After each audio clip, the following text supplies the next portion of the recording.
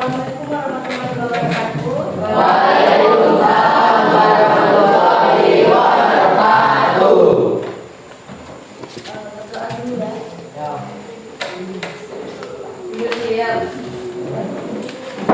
Tuhan yang belajar kita siap beramal. Doa selesai. Kali ini kita akan belajar tentang reproduksi generatif pada tumbuhan. Reproduksi generatif pada tumbuhan adalah salah satu cara reproduksi pada tumbuhan yang melibatkan proses pembentukan dan penyatuan gamet jantan dan gamet betina, yang pada akhirnya menghasilkan individu baru dengan kombinasi genetik dari kedua induknya. Ini ada struktur bunga yang meliputi benang sari, kepala sari, putik, kepala putik, tangkai putik, bakal buah, mahkota, bakal biji, dan dasar bunga. Nah, ini ada contoh bunga sempurna tadi. Ada mahkota. Ini contoh tumbuhan dengan cara reproduksi generatif. Ada kembang sepatu, mangga, dan bunga matahari. Proses pada tumbuhan generatif: penyerbukan, pembuahan, penyebaran biji. Ada yang tahu mengapa tumbuhan bisa menghasilkan buah?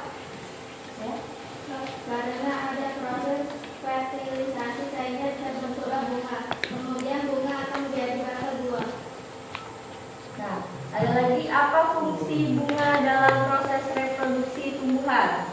Untuk menghasilkan buah. Ini pengertian dari penyerbukan, yaitu proses pemindahan serbuk sari dari benang sari ke putik. Fungsi dari serbuk sari dan putik tadi apa? Fungsi dari benang sari dan putik yaitu, kalau benang sari tadi untuk alat reproduksi pada jantan, putih pada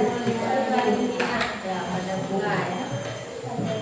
Fungsi dari kelopak bunga melindungi bunga yang masih muda dan melindungi kuncup ketika bunga sedang berkembang. Ini proses dari penyerbukan. Penyerbukan tadi kan proses pemindahan serbuk sari dari benang sari ke putik.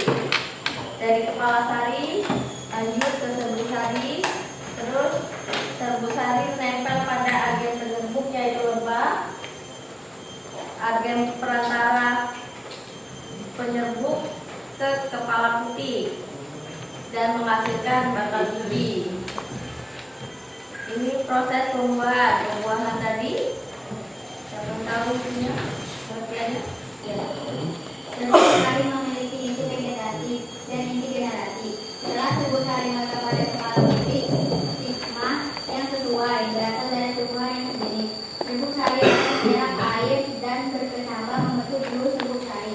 Bulu serbuk sari tumbuh dan bergerak menuju bakal buah melalui tangkai putik. Inti sel generatif di dalam bulu serbuk sari akan mengolah menjadi buah.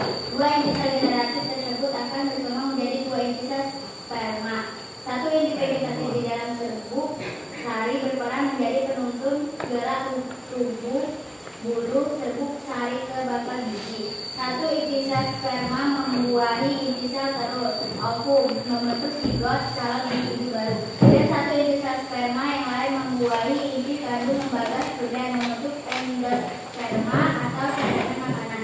Pada proses ini terjadi dua kali pembuahan sehingga disebut dengan pembuahan gamet. Nah, itu dari penjelasannya struktur yang di depan ini ya.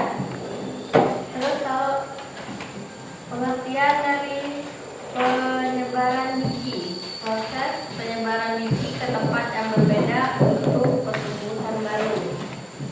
Ini ada dua proses. Kalau kapuk dibantu oleh angin dan